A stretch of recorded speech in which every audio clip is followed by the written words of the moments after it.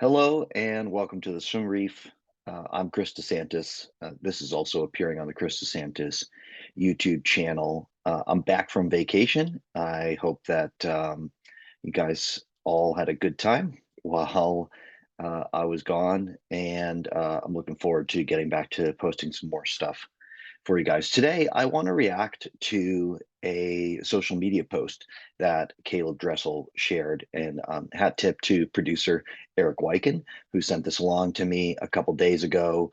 And I think he would have loved to have been here to discuss this. Unfortunately, my time is still somewhat limited. I've got both my young kids with me at home still until school starts tomorrow. So finding a window to coordinate with Eric and or Joel to do this was exceedingly difficult. And so we just decided I would go ahead and react by myself.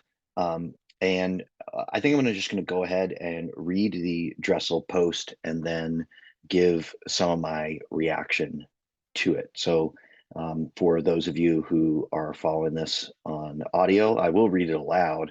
And for those of you who are watching the video version of it, you're going to actually see the post. So this is on Caeleb Dressel's Instagram. He says, "Hey friends, I haven't been on here at all, but I wanted to share an update with what I've been up to. I haven't swam since Worlds and can honestly say I have been happy without swimming. I really miss it though. A few things I've done. I finally went on a honeymoon to Iceland. I bought a tractor, hiked another section of the Appalachian Trail, and swam with some manatees. I know I can have swimming and happiness. I had them both at one point in my life, and I'm working on it. If you need a break, take one. I'll be back." So I haven't seen a lot of reaction online to this post, and so I wanted to bring it up and discuss it a little bit. I want to preface that discussion with a couple of points because I think it's important before you get into talking about some of this. Um, you know, I I'm my intention in putting this video out is, and I will do my best, and when I'm giving the rest of this information, is not to judge Caleb whatsoever on what his decision is. And I don't want to speak out of turn in terms of the information that I know, because I actually know very little about what's going on with Caleb. I don't have any inside information. I'm reacting to the same amount of information that essentially anybody else who can successfully read an Instagram post or a news article might have. And therefore, also because I don't have that information, because I'm not qualified to do it, I'm not going to be making any kind of diagnoses about Caleb or what I think is going on with him. I will be discussing some mental health issues, and in fact, anything that I say in that regards will be more personal and informed by my own knowledge of uh, combating mental illness. So, with all that said, I think this is actually a pretty startling piece of information from Caleb Dressel. We're talking about um, essentially the best male swimmer of the last Olympic cycle, who has shut down swimming for several months, has stopped swimming altogether for several months. And it's actually not, in my opinion, 100% certain that he will return. Now, do I think he's likely to return? Yes, based on the fact that he says that he will return. He will, but you know, it's quite an admission for him to say that he hasn't been swimming at all for a period of several months, and that he's been happy with that decision.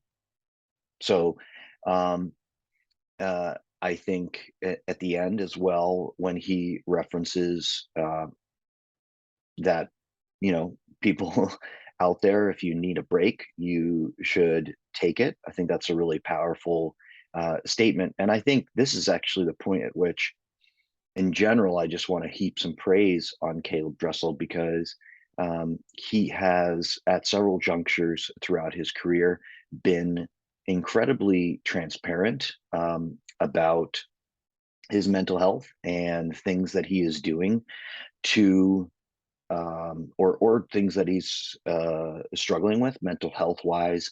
And I think that the willingness to do that has got to be a net positive for anybody involved in sports, because you know it can't be easy to do that sort of thing, especially when you have so much attention placed on you, and especially since, and this is according to the Caleb himself, some of he attributes some of the sort of overwhelming negative feeling that he's had at several junctures to the amount of attention put on him and the way that people are reacting on social media. And that is why also I want to be quite careful in the way that I talk about this, because I certainly don't want to contribute anything negative to Caleb. And so, I said I wouldn't judge him, but I am honestly just really impressed at what he's been able to do, how he's been able to communicate it, and I think he um, has helped a lot of people. I know he's helped me in his willingness to do this. Now, um, to take this out of the Caleb post and react to it a little bit more abstractly, I think it is always really good for anyone that is engaged with something on a really serious level, to which where it's sort of one of the main pillars of your life. Would it be um, a sport, a job that you're doing, a relationship that you're in, or just, I think, a few of the examples, school, something that you're doing, to take stock of your emotions in that situation. And when he says that he has been happy not doing that, I think that if anyone is out there is also trying to take stock of whether they're happy doing something, I think there is a lot to unpack with what the word happy means in that context. Um, what I see in the world and what I see in myself many times is that we are sort of naturally geared to chase um, a sort of in the moment level of happiness. And by the way, I don't think this is what um, Caleb is saying, but I don't know. When he says he's been happy out of swimming, I don't think that it's an ephemeral kind of flighty happiness that he's been experiencing. But of course, like I said, I don't know what's going on. And I know I have caught myself and many, many, many times in my life going, well, I didn't enjoy this in the moment today. And then, there's a sort of a delayed gratification form of happiness. I would call it almost more sort of contentment or a satisfaction happiness. And by the way, when a lot of researchers in the field of happiness go out to research happiness, what they're actually measuring is some level of contentment or satisfaction. So when you read those news articles that say, X country declared world's happiest country, a lot of those are satisfaction with life surveys.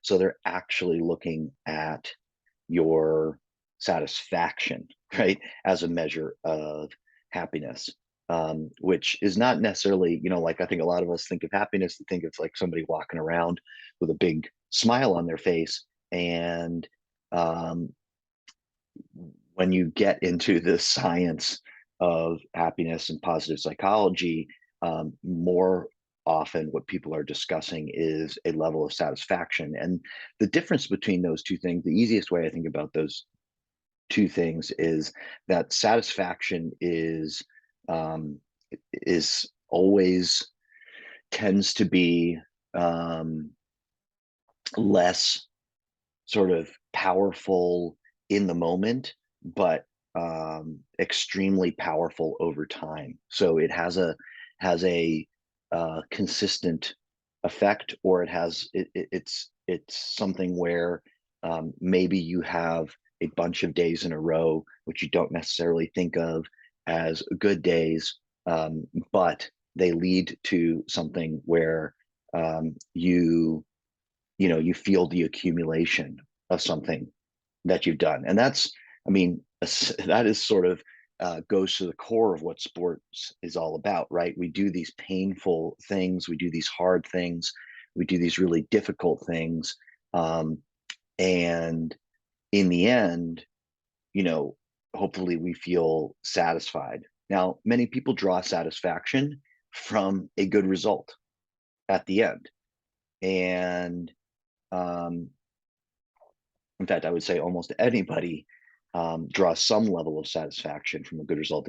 If you don't, that's a whole nother issue. And um, I haven't run into many people that don't draw any satisfaction. Sometimes they find that satisfaction pretty fleeting, and that's worth investigating. That is worth there are definitely ways you can intervene if that is your process, where you're finding the sort of payoff of doing something long and hard, um, not particularly lasting. That is definitely something where positive psychology has an opportunity to create some interventions to change that process in your life, to interrupt that pattern.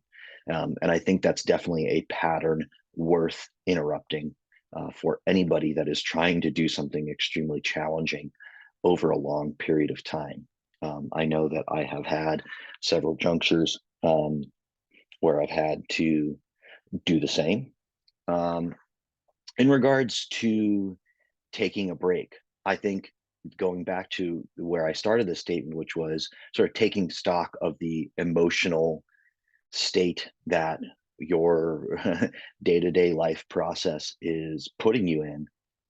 um, you may get to a point where if you're accurately weighing the odds, it's just not worth it to keep doing the same thing that you've been doing every day. And you need to take that step back and assess. I know for me, and people who've read my blog or listened to these podcasts have probably heard about this in several different contexts, but probably the best example of I can think from my own life was getting fired from a head coaching job that I had in Denmark. This was something that sort of came on um, pretty suddenly in my life, and legally it was not justified. I didn't feel it was justified, but despite all of that, um, even before I got fired, I was stuck in a process where, if I'm being honest with myself, I was really unhappy in what I was doing. I was extremely unhappy. And I was getting more and more unhappy, and the negative consequences for continuing to do something where I was extremely unhappy were only growing in that context. And I can remember that um, I had only been off the job maybe 1 or 2 weeks. I was reminded of this because I was just back in Denmark, and this was a Danish job that I got fired from. Um, Somebody approached me about another job. Somebody else, I wouldn't have to move. I would have sort of replaced my salary. I would have been back up on my feet and working within a matter of weeks at another place. And I remember just saying flat out, no, like I cannot right now. And it was purely because of that cycle that I was in. I knew, or at least I thought, that if I were to just jump right back in to something else, or just get right back on the horse, that old yarn that we've all heard so many times, it would be really destructive for me, that I would jump right back into that pattern where I was extremely unhappy with what was going on. And then the consequences would continue to manifest themselves in that situation. And so I took the time.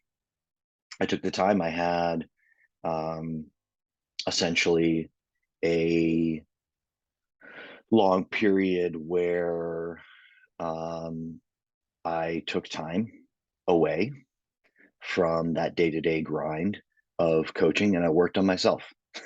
I think in that one of the things I did in that time period was I taught myself Spanish, right? I taught myself functionally, basically, not amazingly, how to speak Spanish. Was there any particular reason why I needed to learn how to speak Spanish? Absolutely not. I've used it hardly ever in my life since then. Um, but it was important for me to just not sit around and do nothing, right? I think we can all imagine that, just being idle is not good for our mental state. So I knew that I needed to be engaged with something, but um, I also knew that if I just grooved right back into the sort of a similar pattern that I was doing, that it would not be good for me. I think it's telling in this statement that Caeleb says that, there was a time when trying to be the greatest swimmer in the world um, also made him happy. And, but he's finding that pattern to be interrupted. Um, and, as I've said in some other videos, we talked about Kyle Chalmers, the mental challenge of maintaining, you know, 99.9999999 percentile sports, or even 99th percentile, or even 90th percentile, or even 60th percentile sports is um, is compounded. Okay, it's compounded with all of um, the sort of pressure you might feel when you're extremely successful. And so it is definitely worth taking some time because um, you need to be able to always put on your own. Again, I was just on an airplane flight, so I'm reminded of one of my favorite analogies. You always have to be able to put on your own oxygen mask first. You need to be able to take care of yourself. Nothing else works. And um, many of us are lucky to have a lot of other people who will, um, who are not suffering from a lack of cabin air pressure at that moment, who maybe could put a gas mask on for us. But um, it is a great life skill to be able to put on your own gas mask and to be able to um, put a stop to things when you feel like you are in danger in that situation. So, um, all the best wishes to Caeleb as a swimming fan. It is amazing to watch him compete. It is amazing to watch him communicate. Um, and I have been really impressed by everything that I've seen, and I wish him all the best. And for more information on positive psychology or Chris DeSantis coaching information, you can always reach out to me via my website. I'm just fresh off working with some teams in Denmark, and I'm making another stop here in this coming weekend, going out to teams and teaching tactics for sort of preparing for the stresses and emotional weight of doing something ambitious. Um, I appreciate you guys all for listening. Thank you. And we'll be back with our normally scheduled stuff, I think, quite soon. So look forward to that, and look forward to Eric and Joel coming on here and all of us giving each other a hard time.